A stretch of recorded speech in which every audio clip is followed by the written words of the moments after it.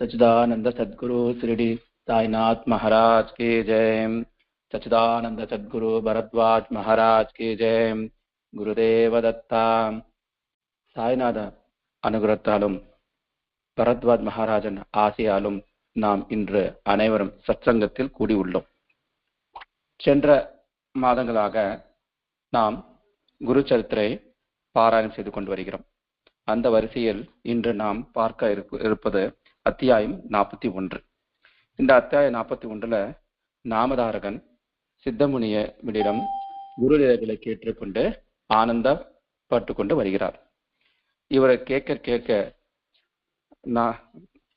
நாமதாரகன் குருநிலையை கேட்க குரு பக்தியும், அதே போல சித்தமுனி அவர்கள் குருநிலை சொல்ல அவரை அதை ஸ்மரணம் படுத்திக் கொண்டு ஞாபகம் படுத்திக் கொண்டு இருக்கும் போது அவருக்கும் ஆனந்தமாக இருக்கின்றன.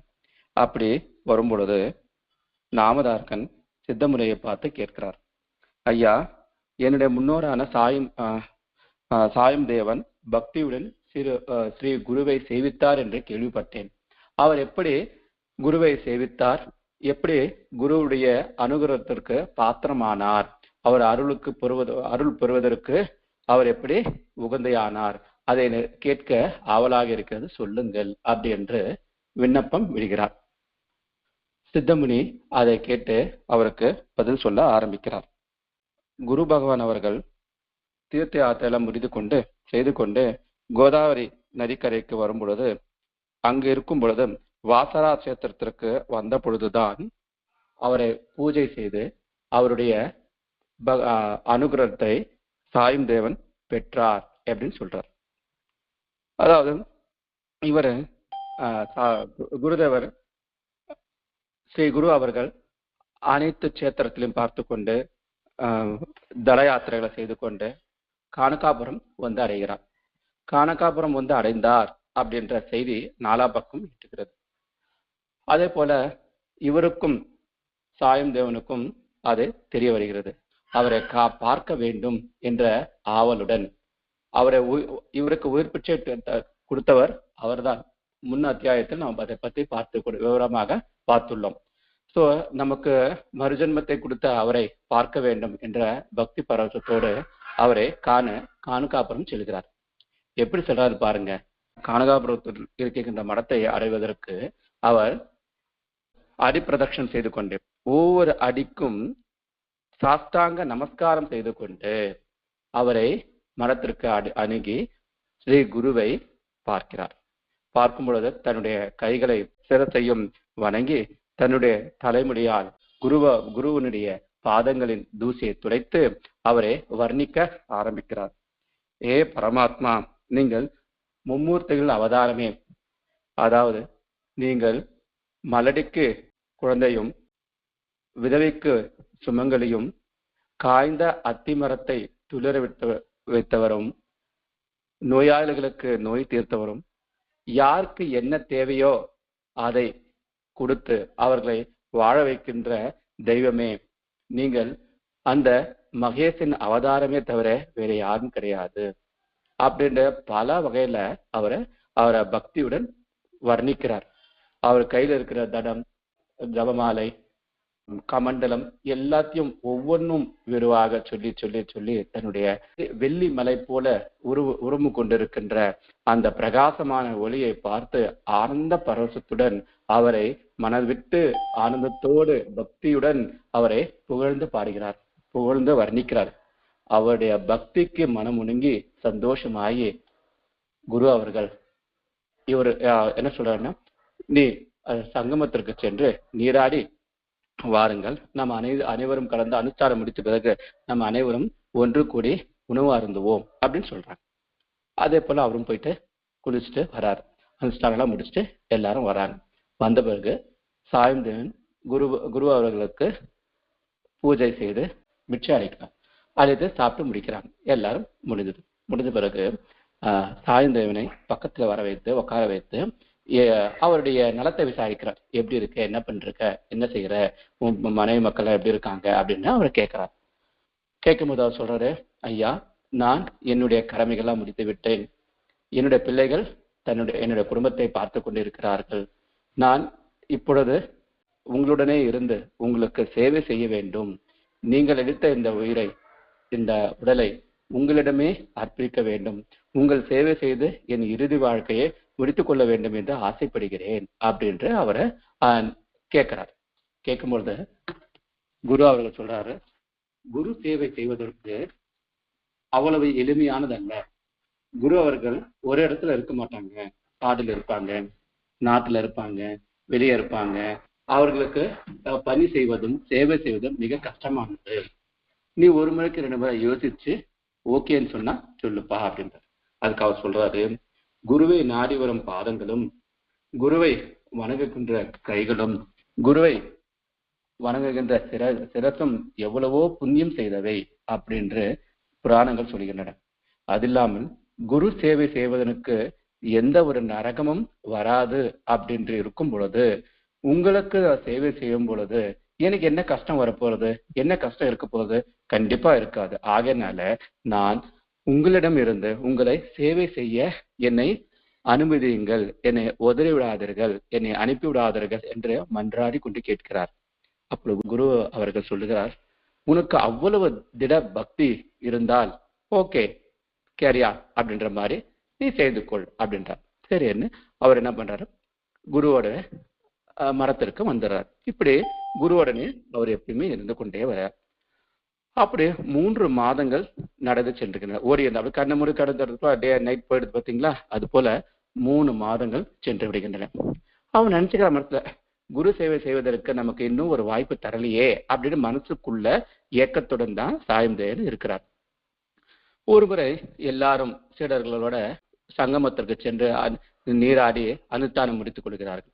முடித்துக் கொண்ட பிறகு அனைத்து மக்களும் சீடர்களும் மனத்திற்கு சென்று விடுகிறார்கள். அப்பொழுது இவங்க 2 பேர் மற்றும் குரு அவர்களும் சாயந்தேவன் மட்டும் தான் இருக்கிறார்கள். அவர் அரச மரத்தடியில அந்த மரத்தடியில வந்து உட்கார்ந்து இருக்கும் பொழுது, அப்பொழுது குரு அவர்கள் சிஷ்யனை சோதிக்க, குரு பக்தியை எப்படி இருக்குன்னு சோதிக்கிறதுக்காக ஒரு லீலையை செய்கிறார். என்ன செய்யறாருன்னு சொல்றாக்கா, ஈவினிங் வந்து மாலை பொழுது மேகங்கள் இருண்டு இடி முழங்க மின்னல் மின்ன மழை வர ஆரம்பிக்கிறது. மழை கொட்டுது, பயங்கரமா கொட்டுது. அங்க யாருமே இல்லை, இவங்க 2 பேர் தான் இருக்காங்க. அந்த மழை நீர் குருவின் மீது படாமல் இருப்பதற்காக தன் மேல் இருந்த மெலிதான ஒரு மேல் ஆடை அதை வச்சு குரு அவர்களை மறைக்கிறார். காற்று அப்போ அது மட்டும் இல்லாம மழை வந்துருது. இது போல 2 ஜாமம் முடியுது.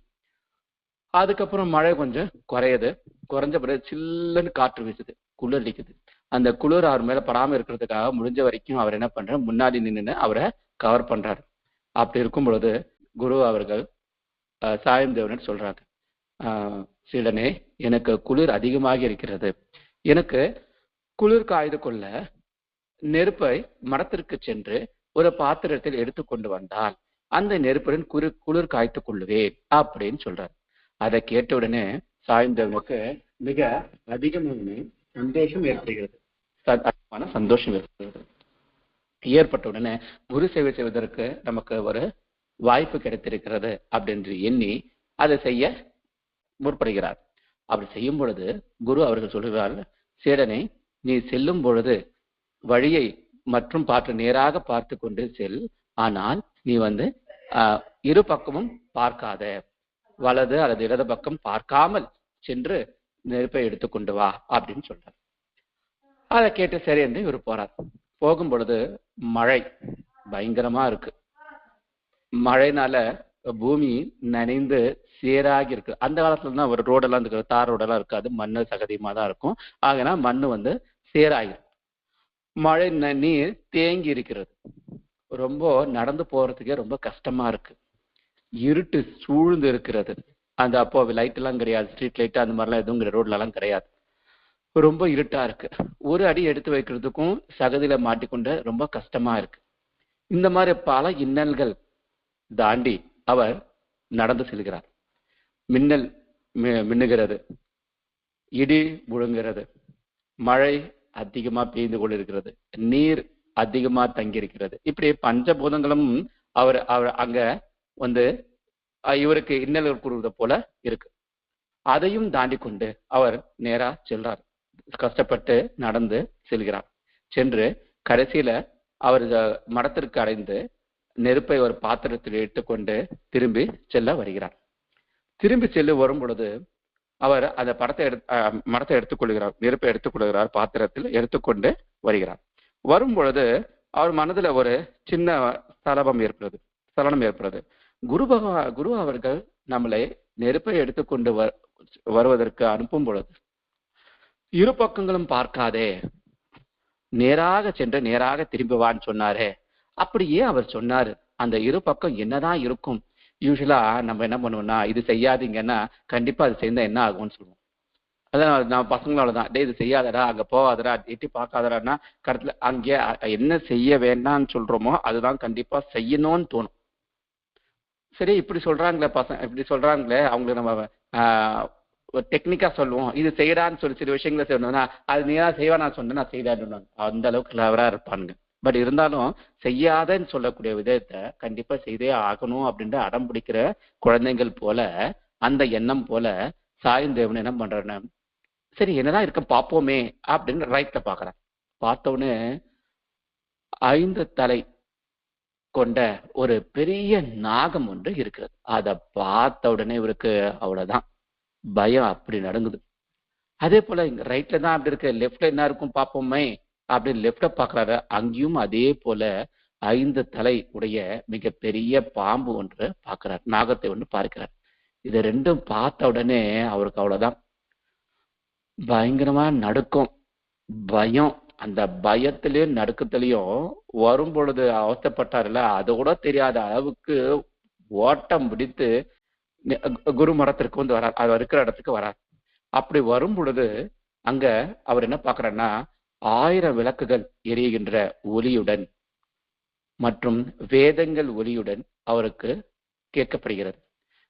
அதெல்லாம் தெரிந்து கொண்டு இன்னும் கொஞ்சம் முன்னாடி போய் குருவாகவன் எதிரில் நிற்கும் பொழுதும் அனைத்தும் மறைந்து குரு மட்டும் தென்படுகிறார்.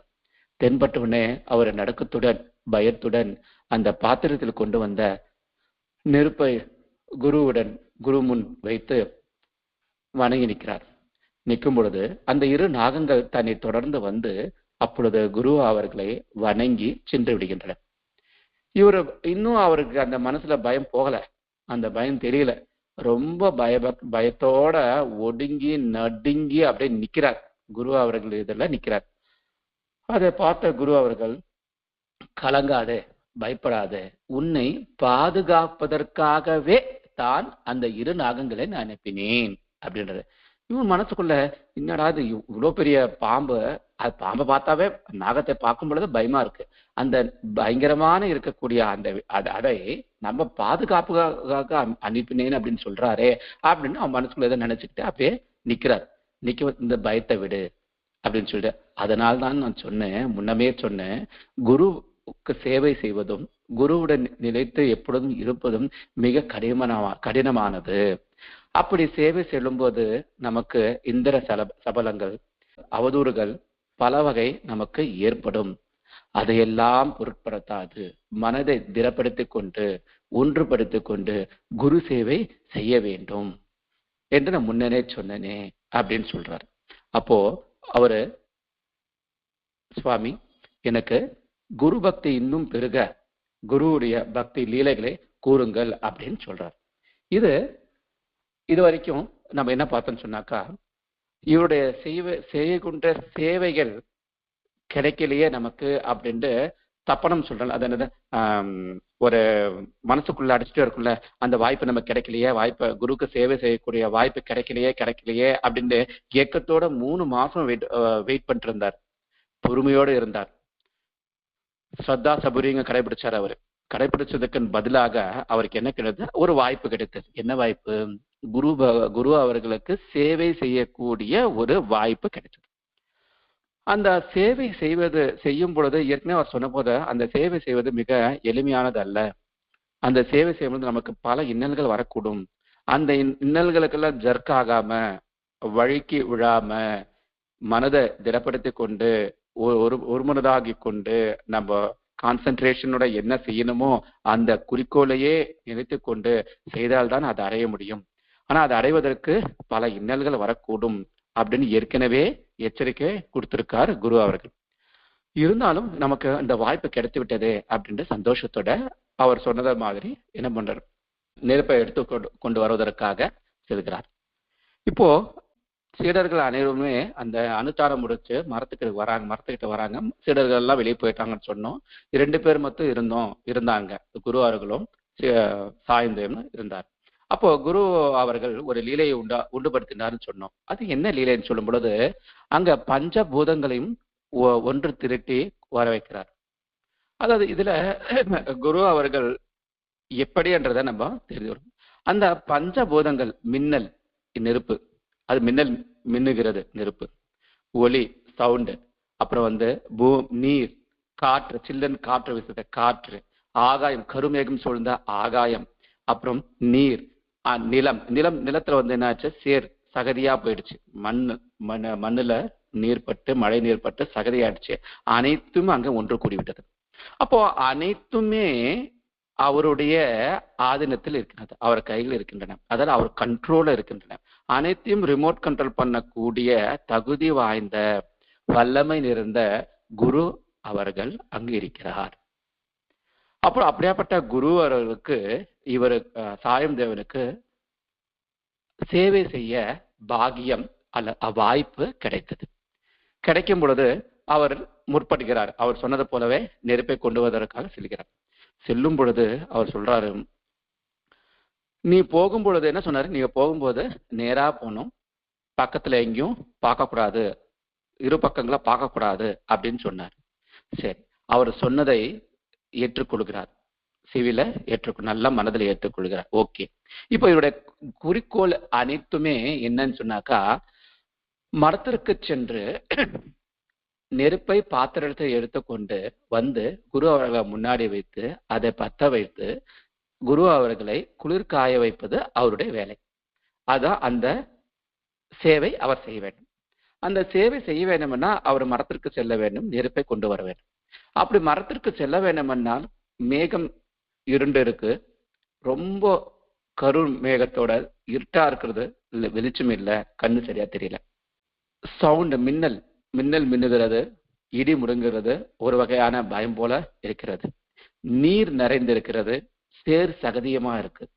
அந்த சேர் எவ்வளவு இருக்குன்னு சொன்னா முழங்கால வரைக்கும் இருக்கு, நீரோ மார்பளவு இருக்கிறது. அப்படி இருக்கும் பொழுது நம்ம ஜென்ரலா நார்மலா நடக்கிறதுக்கே முடியாது. இவர் வேகமாக செல்ல வேண்டும்.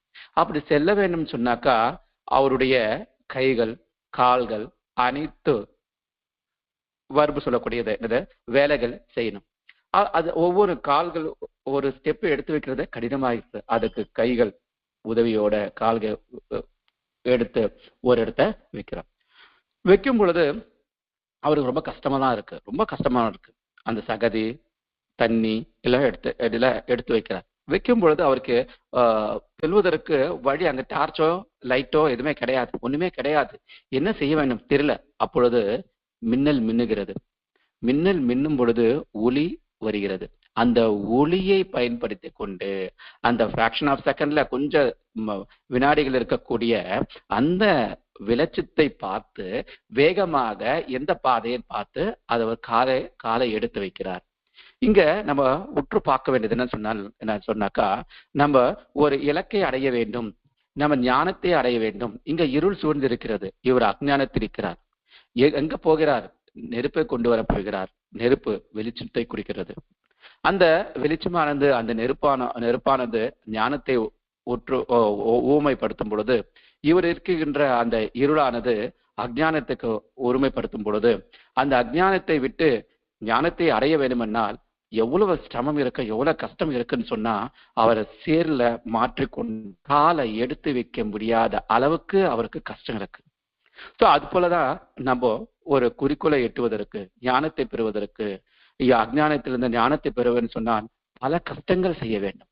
ஐயோ இவ்வளவு கஷ்டமா இருக்க, கால் என்னால் எடுக்க வைக்க முடியலையே, மழை நின்ன பிறகு போலாமே, பூமி காஞ்ச பிறகு போலாமே அப்படின்னு நினைச்சு பேக் எடுக்காம முயற்சி செய்வோம் அப்படின்னு சொல்லி தன்னுடைய கரங்களாலும் கால்களாலும் எவ்வளவுக்கு முடியுமோ அவ்வளவு சிரமப்பட்டு கொண்டு செய்யும் பொழுது கடவுள் என்ன பண்றாரு, குரு அவர்கள் என்ன பண்றாரு, மறுபடியும் ஒரு வாய்ப்பு தராரு. இங்க என்ன வாய்ப்பு தந்தாருன்னா, மின்னல் மின்னுகிறது, மின்னும் பொழுது ஒளி ஏற்படுகிறது.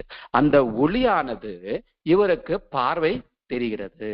அப்போ நம்ம ஒரு குறிக்கோளை எட்ட வேண்டும் என்ற முயற்சி செய்யும் பொழுது, சத்தா சபுரி நம்மளை நிலையா நினைத்து இருக்கும் பொழுது குரு அவர்கள் நம்மளை விட மாட்டார்கள். நமக்கு மறுபடியும் அந்த வேலை செய்வதற்கான ஒரு வகையான ஆற்றலையும் சக்தியும் ஒரு வாய்ப்பையும் தருகிறார். இங்க சாயந்தனுக்கு என்ன கிடைச்சதுன்னு சொன்னாக்கா, அவர் பின்ன ஜர்க்காகல, பின்னாடி போகணும்னு நினைக்கல, எப்படியாவது அவருக்கு சேவை செய்ய வேண்டும் அப்படின்னு சொல்லி அந்த குறிக்கோளையே அடிக்கிறார். அதாவது அந்த ஞானத்தை அடைய வேண்டும், நெருப்பை அடைய வேண்டும், இந்த அஜ்ஞானத்துல அங்க செல்ல வேண்டும் அப்படி முயற்சி செய்வதனால அவருக்கு மின்னல்ல அடிக்கடி வர்றதுனால, வெளிச்சம் அடிக்கடி விட்டு விட்டு வர்றதுனால, அந்த ஃபிராக்ஷன் ஆஃப் செகண்ட்ல அந்த கொஞ்ச நேரத்துல இருக்கக்கூடிய வெளிச்சத்தை பயன்படுத்தி கொண்டார். அது போல வாய்ப்புகள் கொடுப்பாருங்க சுவாமி நமக்கு.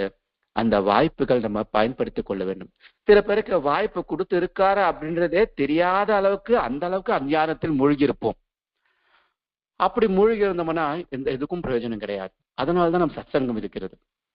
இப்போ நம்மளே எடுத்துக்கொண்டா நமக்குள்ளவே, ஏன் என்னையே எடுத்துக்கொள்ள, சத்சங்குக்கு வரத்துக்கு முன்னாடி நான் இந்த அளவுக்கு தான், நமக்கு வாய்ப்பு கொடுத்தாலும் அது வாய்ப்பாக இருக்கிறதுன்னு தெரியாத அளவுக்கு அஞ்ஞானத்தில் இருந்தேன்.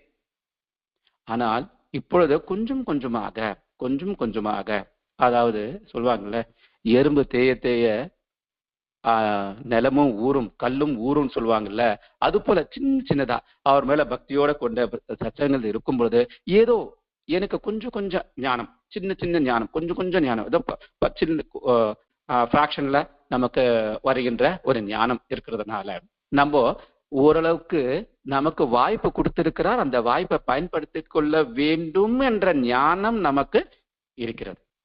ஆனால் சில பேருக்கு அதுவும் இருக்காது. இப்ப நமக்கு எதுக்கு ஞானம் வந்தது? அந்த சிறு ஞானம் எப்படி இருந்தது? ஃபுல்லா ஆக்சுவலி சொன்னா 100% ஞானம் பெற்றுவிட்டோமான்னு சொல்ல முடியாது.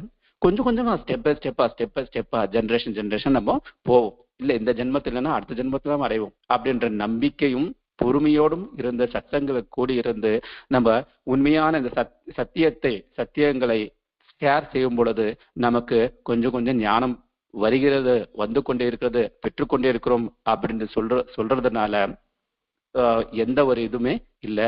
100% அது உண்மைதான். அப்படி இருக்கும் பொழுது நமக்கு ஞானத்தை பெறும். அப்போ அந்த வாய்ப்பை நம்ம பயன்படுத்திக் கொள்றோம்.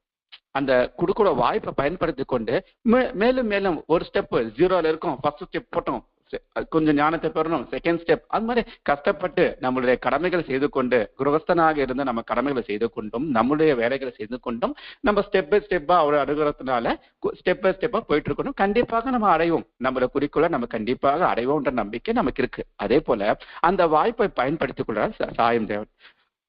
அந்த பயணம் பயன்படுத்தி கொண்டு கடைசியில அடைந்து விட்டார். இங்க மடத்துக்கு சென்று விட்டார். மரத்துக்கு சென்று விட்டு அந்த ஞானம் என்கின்ற அந்த ஒளி பொருந்திய அந்த அனல் நிறைந்த அக்னியை, நெருப்பை ஒரு பாத்திரத்தில் ஏற்றுக்கொண்டார். அந்த பாத்திரம் என்றது அவருடைய தேகமாகும். தேகத்தில் ஞானத்தை பெற்றதாகவும் நம்ம இங்க எடுத்துக்கொள்வோம். அப்படி தன்னுடைய தேகத்தில் ஞானத்தை பெற்றுக்கொண்ட சாயும் தேவன் அந்த நெருப்பை எடுத்துக்கொண்டு திரும்பி வருகிறார். இப்ப எங்க வரணும்? குரு அவர்களிடம் அந்த நெருப்பை கொடுத்து அந்த நெருப்பை காய வைத்து அவருடைய குளிரை போக்க வேண்டியது அவருடைய கடமை, இவருடைய சேவை. இப்போ இங்க நம்ம என்ன பார்க்கணும்னு சொன்னாக்கா, அஞ்ஞானத்தில் இருந்த இவர், இருட்டில் இருந்த இவர் ஞானம் என்ற சொல்லக்கூடிய அந்த நெருப்பை அடைவதற்கு குரு அவர்கள் கொடுத்த வாய்ப்பான மின்னல் என்கின்ற வெளிச்சத்தோட அவர் சகதியிலும் சீரலிலும் நீரிலும் அகப்பட்டு அதன் உதவியாக, ஒளியின் உதவியாக பயன்படுத்தி கொண்டு முறையாக அவர் சென்று அடைந்தார். இப்படி அடையும் பொழுது அவருடைய ஐம்புலன்களையும் அப்புறம் அவருடைய அதாவது ஞானேந்திரங்களையும் கர்மேந்திரங்களையும் அனைத்துமே யாருக்கு அர்ப்பணித்துக் கொண்டிருந்தார்? குருவுக்கு அர்ப்பணித்துக் கொண்டிருந்தார். அப்ப குருவுக்கு தேவையான நெருப்பை கொண்டு வர வேண்டும் அப்படின்னு சொல்லி தன்னுடைய கான்சென்ட்ரேஷன், தன் மைண்ட் எல்லாமே அது இருக்கு. தன்னுடைய கால்கள், தன்னுடைய கைகள், தன்னோட உடல் அனைத்துமே செயல்ல ஈடுபடுகிறது. என்ன வாக் நடக்கிறத ஈடுபடுகிறது.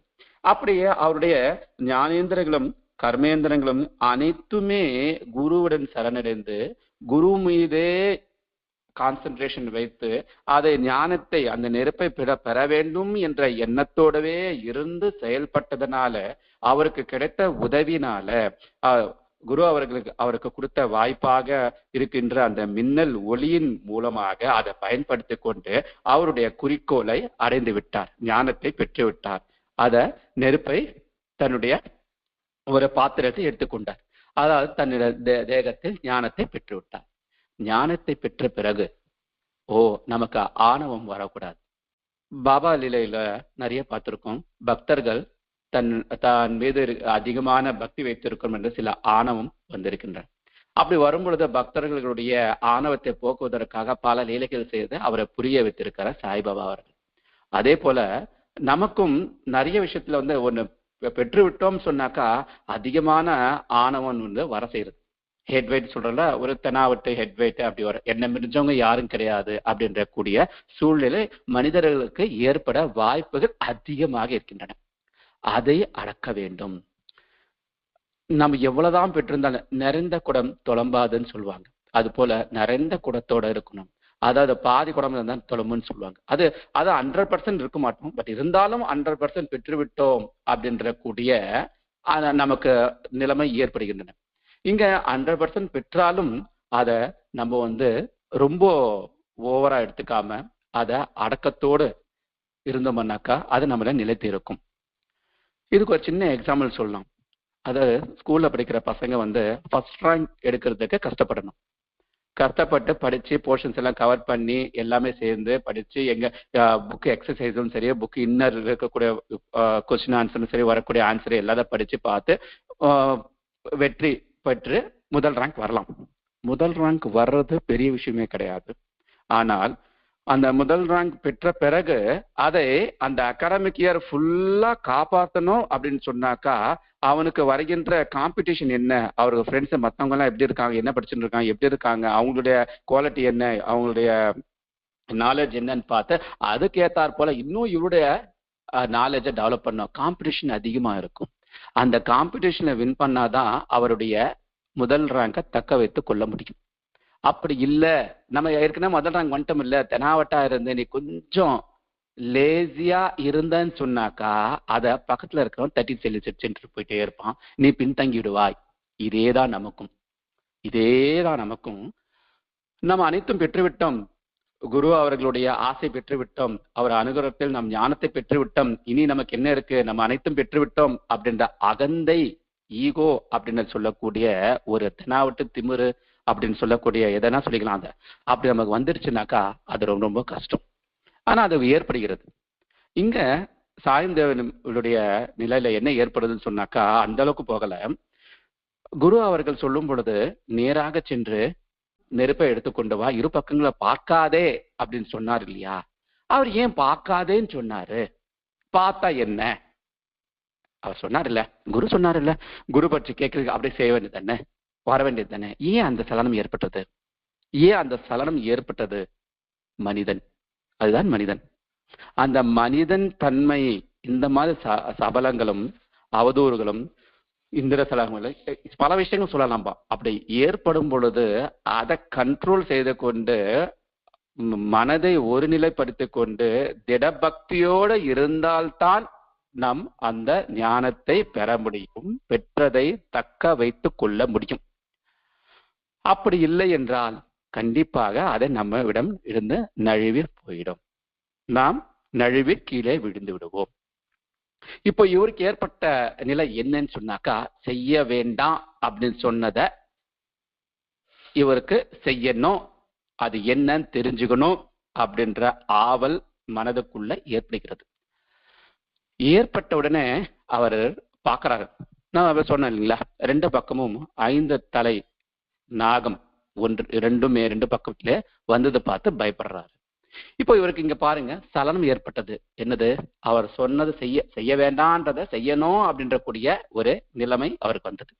வந்தவுடன் அந்த நிலைமைக்கு உட்பட்டு தன்னுடைய இந்திரங்களையும் அந்த அப்புறம் கர்மேந்திரங்களையும் பயன்படுத்தி செய்யும் பொழுது பார்க்கும் பொழுது அவருக்கு பயம் வந்தது. பயத்தினால் அவருக்கு என்ன பண்றது, ஓடி வரார். இப்ப அந்த பயம் ஏற்படுற காரணம் என்னன்னு சொன்னாக்கா, அந்த நாகத்தை பார்த்தது.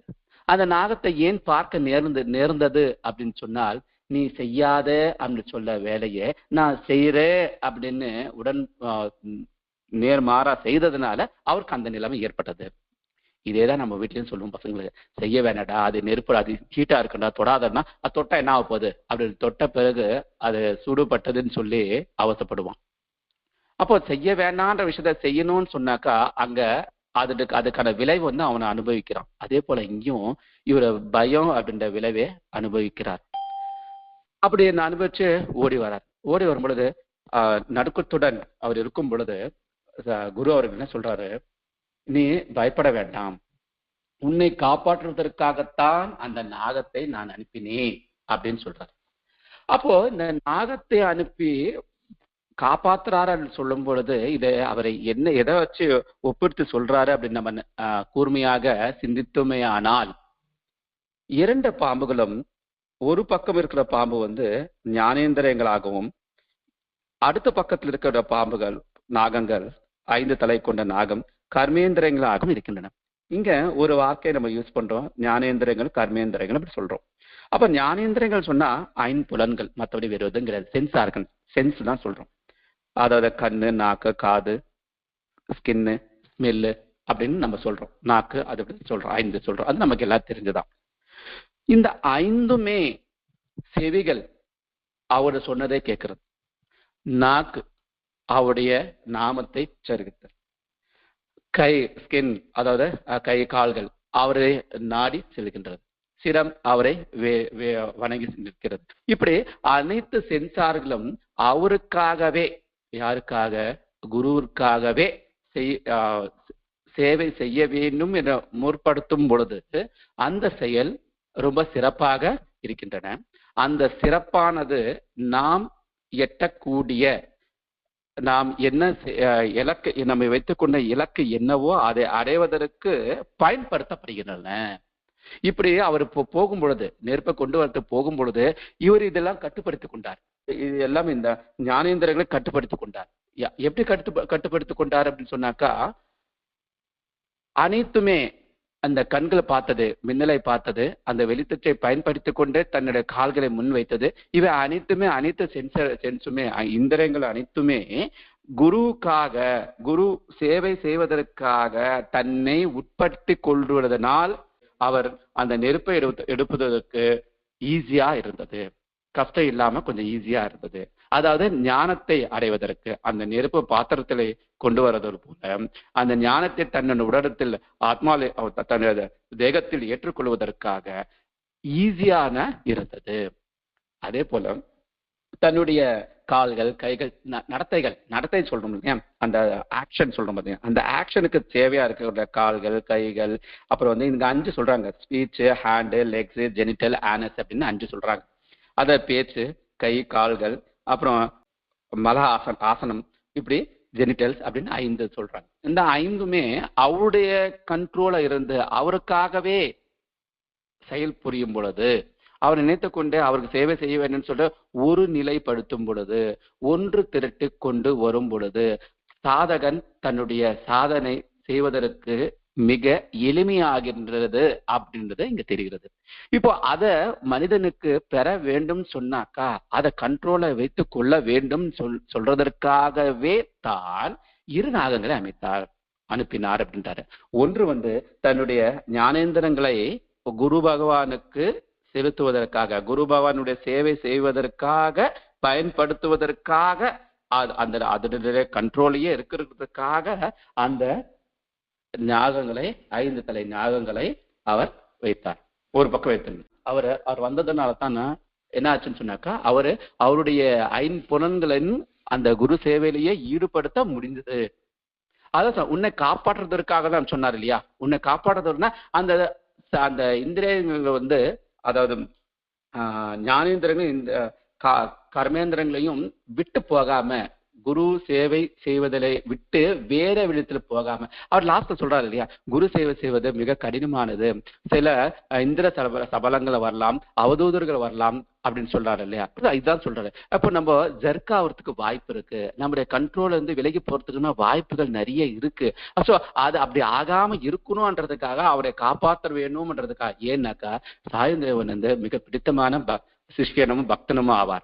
ஸோ அவருக்கு அவரை காப்பாற்றணும் அப்படின்றதுக்காக உதவிக்காக தான் இரு நாகங்களை அனுப்பித்தாருன்னு சொன்னார் இல்லையா. அதாவது அவருடைய ஞானேந்திரங்களை கட்டுப்படுத்திக் கொண்டு தன்னை குறிக்கோளை அடைவதற்கு பயன்படுத்துவதற்காக ஒரு பக்கமும், இன்னொன்னு கர்மேந்திரங்களை அதனுடைய செயல்களை என்னென்ன செய்ய வேண்டும், செயல்களை எப்படி செய்ய வேண்டும் சொல்வதற்காக, அதை கட்டுப்படுத்திக் கொள்வதற்காக, அந்த கட்டுப்பாட்டின் மூலமாக குரு சேவை செய்வதற்காக தேவையான ஆற்றலை பெறுவதற்காக, அதை விட்டு வேற எங்கேயும் போகாம ஜர்க்காகாம இருப்பதற்காக, அந்த கண்ட்ரோலே இருக்குவதற்காக இன்னொரு பக்கம் 5 தலை நாகமும் அனுப்பினேன் அப்படின்னு. அப்ப அவன் சொன்ன ஒரே வார்த்தை, உன்னை காப்பாற்றுவதற்காகத்தான் அந்த நாகங்களை அனுப்பினேன் தவிர நீ பயப்பட வேண்டாம்னு சொல்றாரு இல்லையா. அப்போ அந்த இவருடைய குறிக்கோளை அடைவதற்கு தேவையான அனைத்துமே கொடுத்து அந்த இலக்கிலிருந்து நீ வெளிவராத அளவிற்கு உனக்கு நான் உறுதுணையாக காப்பாற்றினேன் அப்படின்ற பொருளை இங்க நம்ம பார்க்கிறோம். அப்படி அவர் ஞானத்தை பெற்றுக்கொண்டு,